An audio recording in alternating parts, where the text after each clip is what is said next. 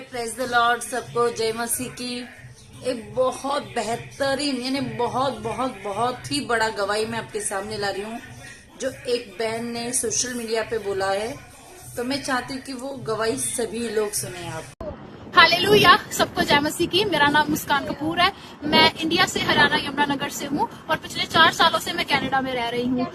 मैं आज उन पॉडकास्ट के बारे में बोलना चाहूंगी जो क्रिश्चियनिटी का बहुत विरोध कर रहे हैं और बोलते हैं कि वहाँ पे पाखंड होते हैं। मैं अपनी रियल लाइफ से अपनी मदर की टेस्टिमनी सबको बताना चाहती हूँ। मेरी मदर 16 साल से इविल स्पिरिट अटैक्स के नीचे थे। आफ्टर मैरिज उनको रात को सोते टाइम इविल स्पिरिट अटैक होते थे और जब वो सुबह उठते थे तो उनकी पूरी बॉडी पर नील होते थे और ब्रूजेस होते थे। मेरे फादर उनको डॉक्टर के पास लेकर जाते रहे काफी टाइम तक, लेकिन बाद में हमें लोगों ने बोला कि आप इनको अन्य जगहों पर लेकर जाएं। हम पूरे 16 साल तक अपनी मदर को अन्य जगहों पर लेकर जाते रहे।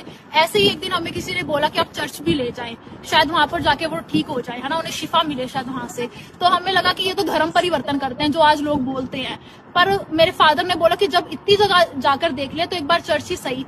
जो चीज 16 सालों में नहीं हुई वो चर्च में एक बार जाते ही हो गई। मेरी मदर 16 साल में पहली बार रात को सही से सोए, चैन से सोए, और उनको जब वो सुबह उठे तो उनको कोई बॉडी पर ब्रूजेस नहीं थे। मैं आप लोगों को यही बोलना चाहूंगी कि आप बोलने से पहले आप एक बार सोचें कि आप बोल क्या रहे हैं और थोड़ा कॉमन सेंस लगाएं। आपके पॉडकास्ट देखकर हमें इतना तो पता चल गया कि आप लोग बहुत समझदार हैं, तो थोड़ी समझदारी और दिखाएं और डिटेल्स में जाकर देखें। आप लोग बोलते हैं कि आपको पैसे मिले हैं।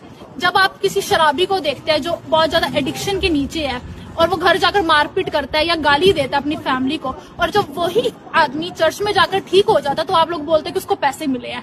इतने पैसे लाएंगे कहां से चर्च वाले? पहले आप ये सोचें। अगर हमें पैसे मिले होते तो हम कनाडा क्यों आते? हम इंडिया में अपनी लाइफ अच्छे से जीते। और अगर कनाडा आ ही गया तो हम लोन लेकर क्यों आते? हम इजिली आ जाते। हम इतना लोन लेकर कनाडा में आए, स्ट्रगल कर रहे हैं। पर परमेश्वर की दया है हम पे। पिछले 4 सालों में उसने हमें बहुत अच्छे से रखा हुआ है। हम देखते हैं यहाँ पर आकर बच्चे कैसे अपने माँ बाप से अलग होकर पाप में चले जाते हैं और फिर बाद में डिप्रेशन में चले जाते हैं। लेकिन खुदा की दया हम पे, इस कंट्री में रहकर भी हम उसके नाम को इज्जत, महिमा और जलाल देते हैं। हम अपने स्पिरिचुअल फादर की गाइडेंस के नीचे है, उनको फॉलो करते हैं। जैसे बाइबल कहते हैं कि चख कर तो देखो कि यहोवा कितना धन्य है। आप लोग उनको चखना भी नहीं चाहते, आप देखना भी नहीं चाहते कि वो कितना धन्य है। तो आप लोग प्लीज हम आपके लिए यही दुआ करते हैं कि लोग आपके मनों को बदले, जैसे खुदा ने हमारे मन को बदल के रख दिया है। जो उन्होंने धर्म को नहीं बदला, क्योंकि बाइबल में कहीं पर भी ईसाई नाम का शब्द यूज ही नहीं किया हुआ है। उन्होंने धर्म को नहीं, वो धार्मिकता को बनाने आए थे। अपना इकलौता पुत्र उस क्रूस पर दे दिया कि हमारी शर्मिंदगी, हमारे पाप उठाए जा सके। हम आप लोगों के लिए दुआ करते हैं और हम यही कहते हैं कि असी तो यस्सू दे बंदे हैं, असी नफरत दे बदले भी तुहानू प्यार ही करांगे। तुसीं साडा जिन्ना मर्जी विरोध कर लो, असी अड़े ते खड़े होए हां। जय मसीह की। इस बहन ने एक बात बोली है जो मुझे बहुत अच्छी लगी। असी तो यीशु के बंदे हैं, तो उसे चाहे जितनी नफरत कर लो, हम तो प्यार करेंगे। प्यार हमारे परमेश्वर की सबसे बड़ी आज्ञा जो बाइबल में लिखी है, जो मैथ्यू की किताब कहती है, वो है कि अपने परमेश्वर से अपने पूरे मन, पूरे प्राण, पूरी आत्मा के साथ में प्रेम रखना। और दूसरी बड़ी आज्ञा है कि अपने पड़ोसी से प्रेम रखना। अब सवाल यहाँ पे आता है कि पड़ोसी कौन है? चाचा, मामा, काका, अंकल, बाजू वाले नहीं। पड़ोसी मतलब आपकी बैरी, जो आपसे बैर रखते हैं, जो आपको कोसते हैं, आपके लिए बुरी बातें बोलते, गालियां देते, बुरा विचार करते हैं, जो आपके खिलाफ न जाने कितने सारे साजिशें करते हैं। ये होते आपके बैरी। इसको बाइबल ने एक वर्ड दिया है, वो है पड़ोसी। हमारे यीशु कहते हैं अगर कोई आपको गाली दे तो आप उन्हें आशीष देना, कोई कोसे तो आप उनके लिए दुआ करना, कोई आपको श्राप दे तो आप उनके लिए प्रार्थना करना। यदि वो तकलीफ में है तो भी उनके लिए प्रार्थना करना। हमारे यीशु कहते हैं कि हमें उनके लिए प्रार्थना करनी है। मतलब कैसे हो सकता है ना कि अगर आपको कोई 2 थप्पड़ मार के चला जाए और आप उनको ये कहे कि प्रभु आपको आशीष देगा, बट ये करते हैं।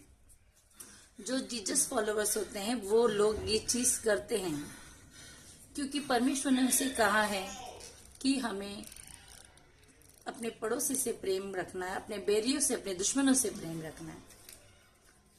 मत्ती की किताब कहती है, यदि आप अपने शत्रुओं के या अपने बैरियों के गुनाहों को क्षमा न करोगे तो परमेश्वर आपकी गुनाहों को क्षमा नहीं करेगा।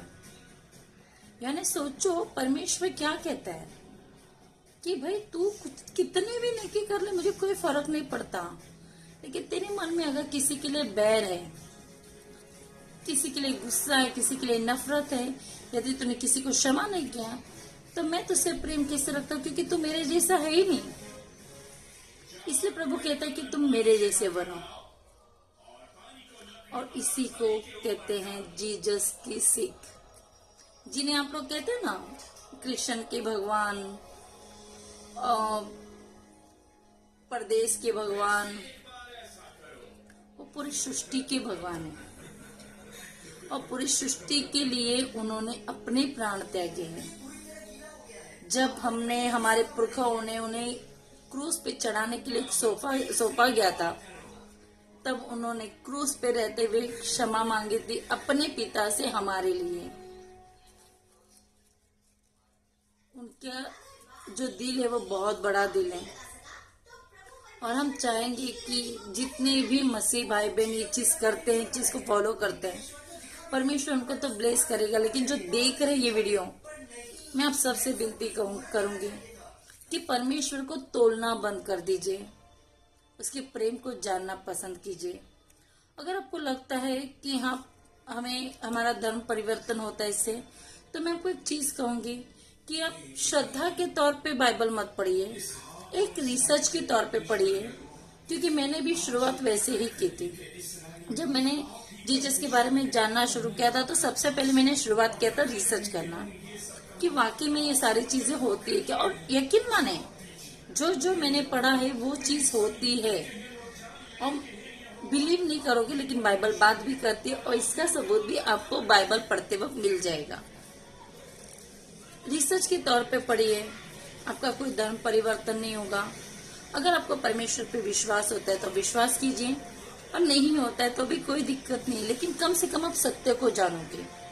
सत्य को जानोगे, सत्य आपको स्वतंत्र करेगा। इसलिए मैं आप सबसे विनती करूंगी, आप लोगों को जज करना बंद कीजिए, आप पढ़ना शुरू कीजिए। आपका कोई धर्म परिवर्तन नहीं हो रहा, ना आपका भगवान चेंज हो रहा है। आप जिसको मानते हैं मानिए, बेझिझक मानिए, लेकिन सत्य को जानिए, क्योंकि बाइबल में लिखी हुई हर एक भविष्यवाणी आज की तारीख में पूरी हो रही है। बस यही कहना चाहूंगी।